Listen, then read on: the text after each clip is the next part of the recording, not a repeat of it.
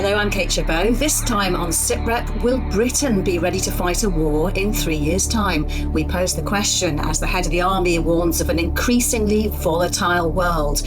General Sir Roly Walker says we have just enough time to get ready to deter conflict or fight a war, but change is urgently needed.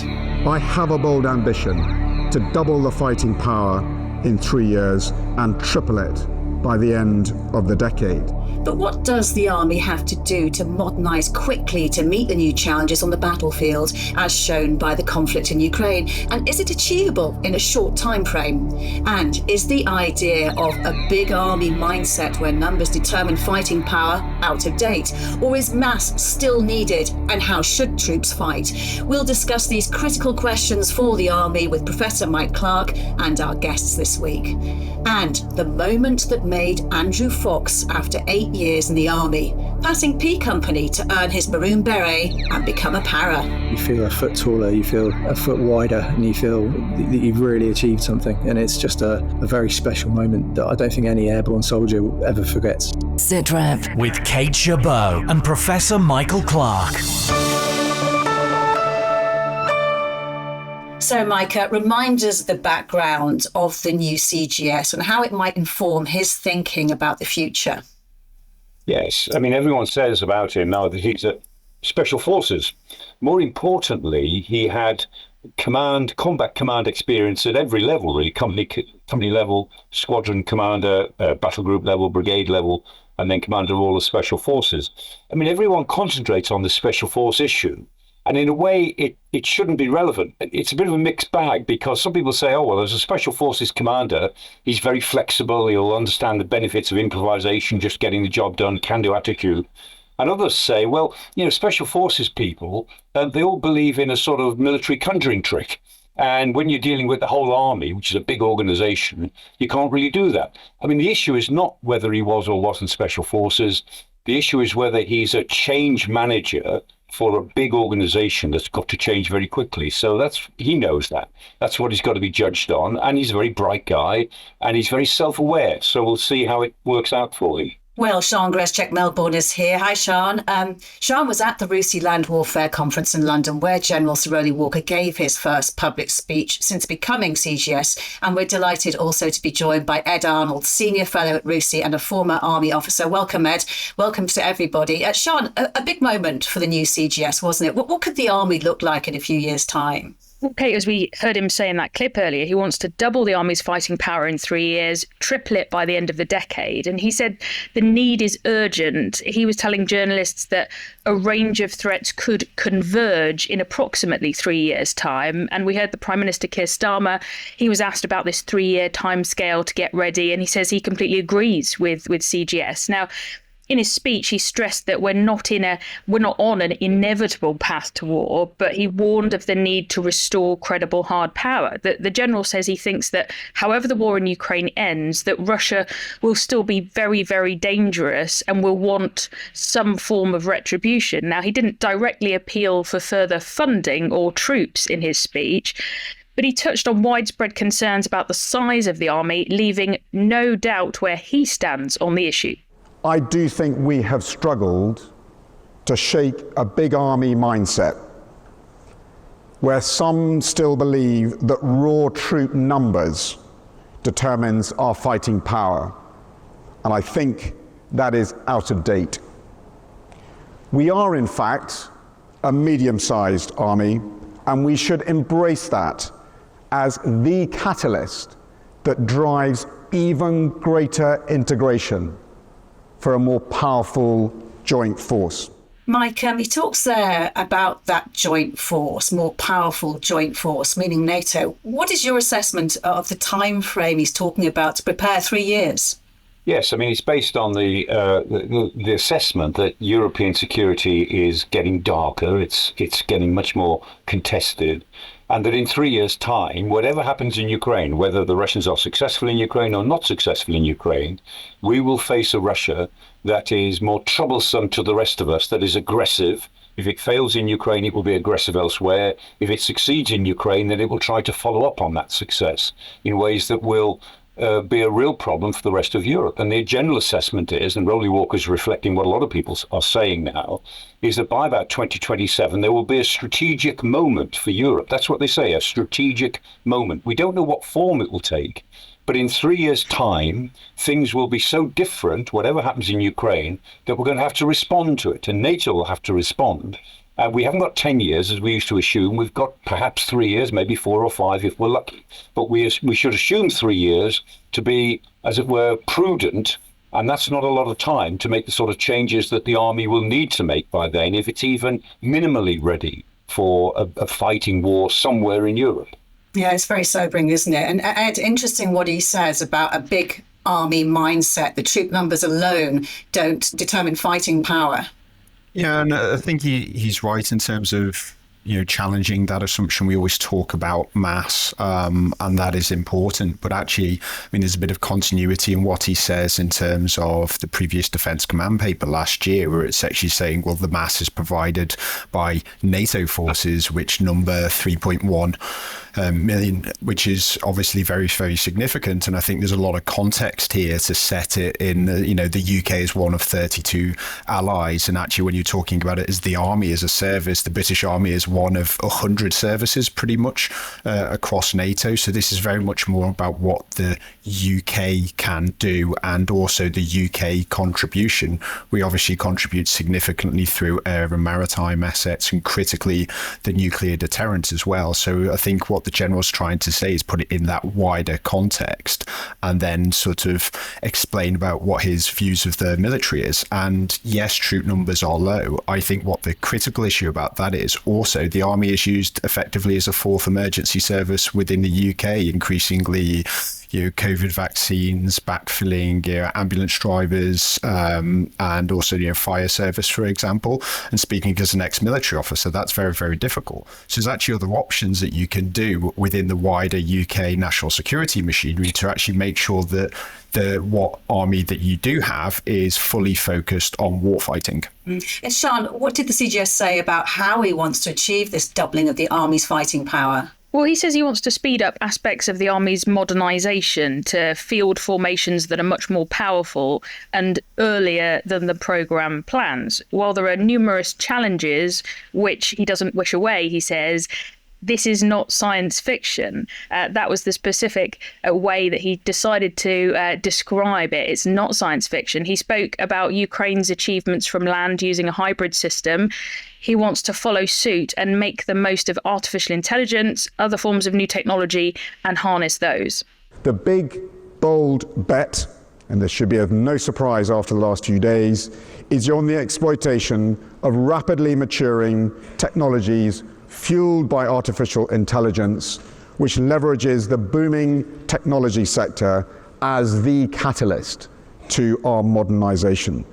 We want any network, one that is capable of connecting any sensor from any domain, from any partner to any effector. And this will create that Internet of military things capable of quickly, cleanly, and efficiently integrating sensors and effectors for impact.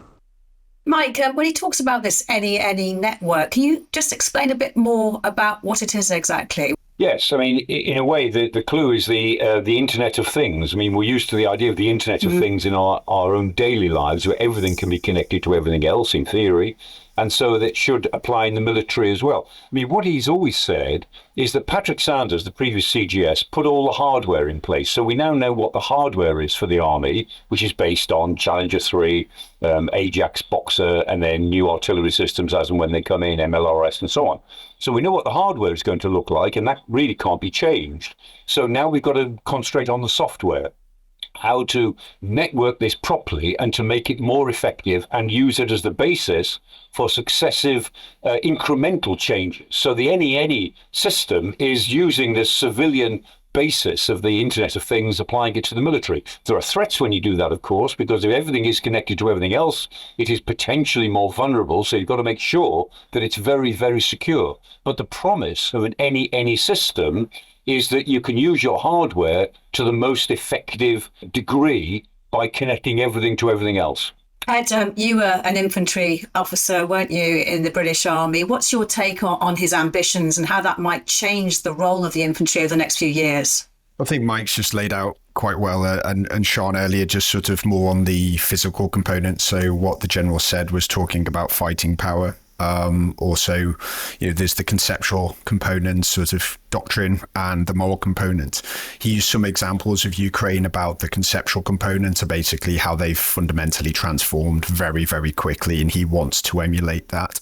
My concern there would be that Ukraine are doing it within the context of an existential war. So your ability to effectively make, operations and tactical and doctrinal development loops very, very quickly. I mean, they said that the innovation cycle through a range of activities in Ukraine now is around 8 to 12 weeks potentially. So actually you see 15 cycles since the Russian invasion of 2022. That's pretty significant, and that's wartime innovation. It's very, very difficult to replicate that in peacetime, and it'll be very, very difficult for the British Army to do that and modernise to that extent. But I think there's a lot of lessons learned. And then finally, on the moral component, sort of the leadership, ethical foundations, etc. I mean, the British Army has traditionally been very, very strong in that area. But again, Ukraine are developing that moral components. It's really been the difference between Ukraine and Russia since the invasion, and is actually one of those aspects which was probably the key determinant of Ukraine surviving that initial Russian onslaught. It'll be very interesting how the general thinks that they can improve the moral component to that sufficient level within that time, while in peacetime. These are going to be the critical challenges. You can't just emulate Ukraine, because the context is they are doing this for real and they're doing it day in, day out. We are not yet, although there are mechanisms to learn from them. And Ed, just to add to that, though, how in practice do you think it might be on the battlefield? How different might it be for the soldiers of the future? Very, very different. But this is, I think, the compacted sort of transformation timescales. I mean, what the British Army used to do, or the wider UK defence, is design your force for 10 years. So in 2015, you design it for 2025, and you had a long lead time to develop. I think what people are saying is that's now much, much shorter. And your software development, your hardware development has to be compacted as well. Otherwise, things will be out of date very, very quickly. The new NATO Joint Training and Education Centre, which is a joint Ukrainian-NATO aspect, is going to be absolutely critical to understand, how the Russians are fighting, how the Ukrainians are fighting, and what that might mean for NATO in the future. But the critical determinant of this is the military that survives this war, if it does, from the Russian side, will be very, very different to the one that goes in. So it's going to be very difficult, again, to sort of stay ahead of that curve. And I think some of this software elements that they were talking about is also on the training side. So it's not just in terms of battlefield management systems, etc. It's making sure that you can train at higher echelons and far more realistic training to prepare for a potential future war. Sean, obviously industry plays a key role in bringing about the changes more quickly. What did the General have to say about that? Well, he made the point that capital is flowing into the defence sector. He said, obviously, there is self-interest at play. That's how our system works. But investors also recognise that a lot is at stake. We share mutual values as well as mutual interests, he told the conference. And as a chief, he says he recognises his responsibility to help them understand our national security challenges so they can sharpen investment in the most promising solutions that double our fighting power. And earlier on in the conference, it was really interesting. There was an analogy that was brought forward about how Formula One, who they partner with now. In the 80s, their sponsors would be tobacco companies, but now, you've got companies like Hewlett Packard, and at the start of a race, they're sending back all of that data to those guys, and they're analysing, through AI, how do they win that race, and sending that data back. I think that's what we're talking about here, partnering with industry and making sure that we make the most of AI, so it's going directly back to the battlefield as quickly as it can. Mike, the CGS talks about a hybrid system as the Army transitions from old fighting systems and kit to new. He says that can inspire creativity and vigour, can make the hybrid system devastatingly lethal now. What kind of creativity is he talking about exactly? What kind of examples could you give?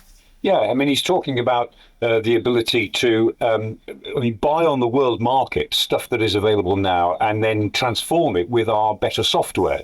And particularly, you think about ground-based air defence. I mean, the Army's very short of air defence assets.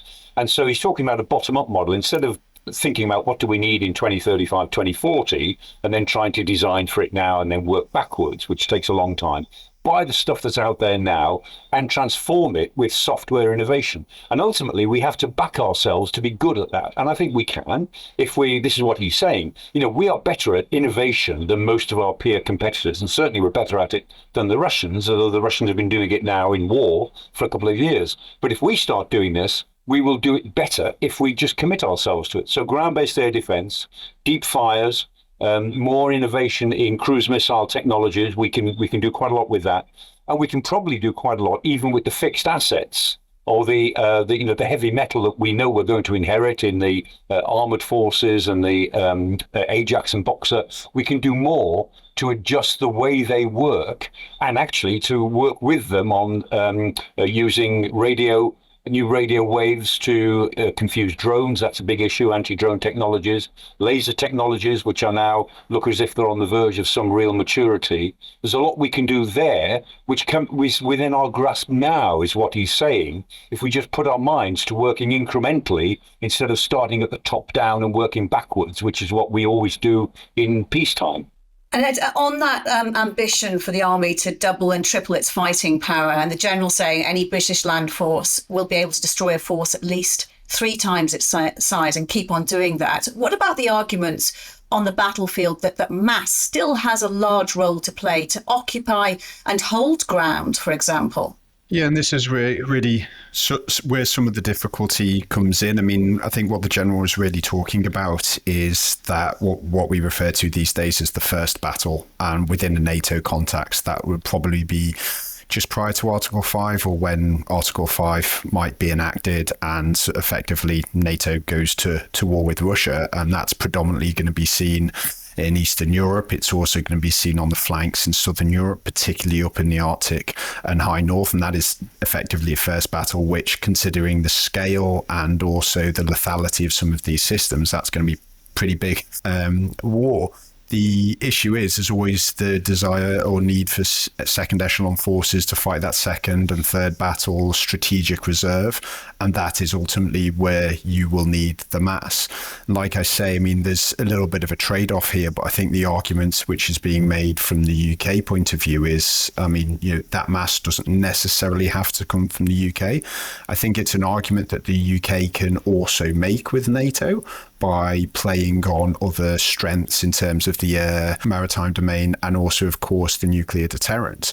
But I think it's less about the military aspect of this, it's about the political aspect of it.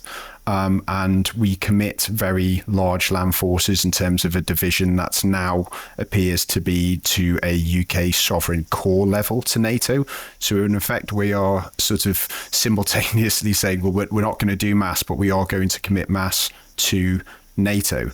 So I think that sort of discussion really needs to be made within that context, and also towards the end of the year with the US elections, because the way that NATO works is they assume that they have, US combat capabilities and also enablers. So actually, if the US start to maneuver assets out of Europe, which they're almost certainly going to do regardless of who wins, then actually the demands on the UK could significantly increase. And there's an idea whereby, yes, we might do lots of other things. We might have lots of technological superiority. We might have long-range fires.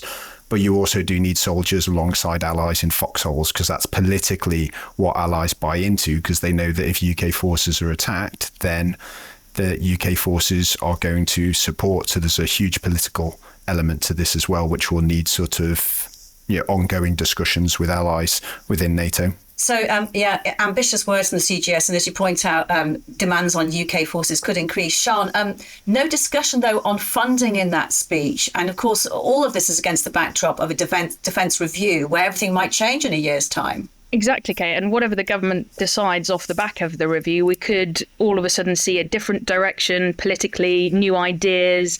We will hopefully know by then precisely when they're willing to raise defence spending to 2.5%. And as Ed said, there's a lot going on over the next 12 months. Predominantly, all eyes will be on America in November. And just how will the family of 32 work if it is a Trump-Vance White House? And if America does decide to impose any level of reprioritization away from EUCOM. So there are some big questions. A lot can happen over the next 12 months. And I don't envy any of the politicians looking at this or anyone taking part in the defence review in trying to figure it out, because the whole theme running through the last few days at the conference, is doing everything at pace and at speed. If in a year's time we change gear again, that's going to create an even trickier situation. Mike, just to pick up on something that Ed was talking about in terms of our commitments to NATO, interoperability presumably is going to be more important than ever if we're asking troops from a foreign country to be involved in backup on the second wave. I mean, can you envisage that the way training exercises are done is going to have to change as well to make them more potent and more immediate? Yes, I mean, we've all got to train together more. The problem is that, exercising together is very expensive. Everyone says how valuable it is, but my goodness, it's expensive. And it takes a long time to set up, years sometimes to set up these big, like Steadfast Defender operations, which years in the planning, the big exercise that's gone on this year. So we will need to do more of that, and we've got to commit to it. And I mean, what Ed was saying is that, Britain wants to be a strategic reserve for NATO. There are certain things in which we can be in the front line, as in our air power, but in our land power and our naval power, we are the strategic reserve. So we make a difference. And as Roly Walker said, we make the difference not on day one, which is what we used to assume with the British Army of the Rhine. We're on day 90. We are D+90 in a sense that we actually make a difference, or we hope we do, after about 3 months, when we can bring pressure to bear and we can bring some real combat power to bear. But we've got to do that through real interoperability with our allies. They've got to believe in us, which, to be honest, they haven't done recently because our forces have been so thin. They've got to believe in us. They know that we've got the moral courage to do these things, but have we the real capability on the ground to do it? And we've got to build up that credibility with our allies, and also to encourage them to pull their weight as well. We're very good with words in Britain about transatlantic commitments. We haven't been so good with the reality in recent years. We've got to get that back. So the UK has been at pains to stress that it's pursuing a NATO-first policy. How are we measuring up on our commitments? Well, we meet our baseline commitments in terms of the forward land forces in Estonia, and equally a lot of, Baltic air policing, wider air policing, and also maritime domains. But I think there is a critical issue to sort of be raised within the land component, because, at the Russia Land Warfare Conference, it was recommitted that we are going to offer a core to NATO, and that would be UK sovereign, was the implication of the not confirmed and no date. But we'd already committed to a division by 2025, which slipped till 2030, and that seems to still be a stretch target. So we're talking cores and divisions in terms of what we provide to NATO, but then when you actually look at the forward land forces, it's still a battle group. We haven't matched Germany in terms of pushing to go to a brigade, though we've exercised at that level. So it just does really seem to be a discrepancy on that NATO first model about what echelon we can actually provide, and critically for our allies, when. Well, really look forward to continuing this conversation another time and picking up on developments. Ed Arnold, Sian Greszczyk, Melbourne, thank you so much. This is Sitrep. Now, this week's moment that made me comes from someone who, after 8 years in the army, was thinking of getting out. Andrew Fox had served several tours of duty in Afghanistan and seen plenty of action, yet he still couldn't find his place. He decided to try one last route via one of the army's most grueling selection tests. I was someone looking for a career in the army at this point. I'd done everything that I wanted to do on operations, but I didn't feel I had a regimental home. Particularly, I didn't enjoy my time served in my first regiment. I'd been away on 2 tours of Afghanistan with other regiments and other units, and I'd fit in and felt a lot happier serving with them than I did in the regiment I commissioned into. So I was really out of options at this point. I tried Air Corps selection and failed on the eyesights. I tried Special Forces selection and I broke my ankle on the hills. So really, I served on Harrogate with 16 Air Assault Brigade, and I was pretty sure that airborne forces was something I wanted to be part of. So what was the moment that made you? So it was passing P Company. I'd had a chance to go on it a couple of years earlier, but my ankle wasn't up to it. So I was still recovering from breaking it. So to finally get around P Company was a huge moment of achievement. It shows you what you're made of physically. It shows you what you're made of mentally. And as an experience, it was just a great period of teamwork and a bunch of really motivated people working really hard towards the same goal, which was a great taster of life in airborne forces, because that's what it's like when you join a unit there. Can you tell me what was involved in that moment then in passing P Company? Tell me what you had to do and you said that previously you tried and it had not worked out. What was it like? So screening day is the first day where you have to do an 8-miler tab and a 1.5 mile run back to back, and then do the Trainasium assault course. And so first time I hadn't been able to get around that because my ankle was not playing the game. So coming relatively high on my screening day, went for real, was a really big morale boost. I felt confident that I could do it. And then you've really got 2.5 weeks of beat up, which is getting thrashed up and down the hills in Catterick twice a day, every day. It was culminating in test week, which is a series of traditional test events, which every airborne soldier has to do, including its log runs, stretcher runs, a 10-miler, a 20-miler, and so on and so forth. And at the end of it, you have a beret parade where you line up in your ranks, and by number they tell you if you've passed or failed, and I was number 1. So it was number 1 pass, and I got awarded my maroon beret, and it really felt like the start of a journey, and it led to a fantastic kind of 10 years in airborne forces. And what was it about the paras that made you think it might be your place in the army? First of all, just the incredible professionalism of the soldiers. They were the next level to anyone I'd ever served with before in terms of what they could achieve, both physically and in terms of just endurance and mentality.